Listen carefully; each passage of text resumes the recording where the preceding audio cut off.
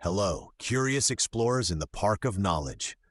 Did you know that the brain of a computer, called the processor, has hidden power? It can be made to work faster than the factory planned. This process is called overclocking. But how can you do it, and is it safe? I invite everyone to discover how to unlock extra energy in their machines. At the playground, I met Dog and Ladybug. Dog was sure that overclocking meant spinning the fan on the processor faster with a special crank. He said that the faster he spun, the more power the processor got, but you had to be careful not to get out of breath. Ladybug, on the other hand, thought the processor just needed to be painted red. She believed that red is the fastest color, so after painting the processor red, it would immediately work twice as fast. I explained to them that overclocking has nothing to do with spinning a crank or painting. It is a complicated process of changing settings that makes the processor work at a higher speed. By the pond, I met Bee and Mouse. Bee told me that her hive, to collect nectar faster, had to work more efficiently. Instead of flying around randomly, they chose quicker routes and worked in perfectly synchronized groups, which let them gather more pollen in less time. Mouse added that once, to get through a maze faster, he did not just run blindly but first studied its layout.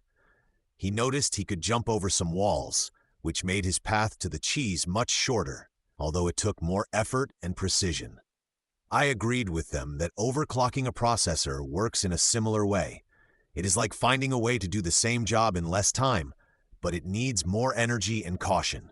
Under the big tree, I met Cat and Parrot. I decided to check what they knew about overclocking. Cat explained that overclocking means increasing the processor's clock speed above the factory value. He said this makes the tiny switches inside change faster, which gives more computing power. Parrot added that overclocking comes with risks.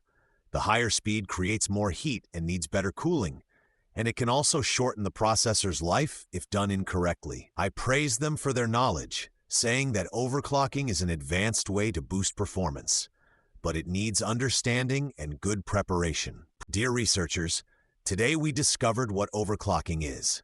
We learned that it is a way to squeeze extra power from a processor, just like squeezing more juice from a fruit.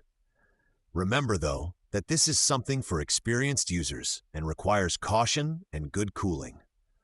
I hope this knowledge will help you better understand how flexible and powerful the world of computers can be. See you for more discoveries in the Park of Knowledge.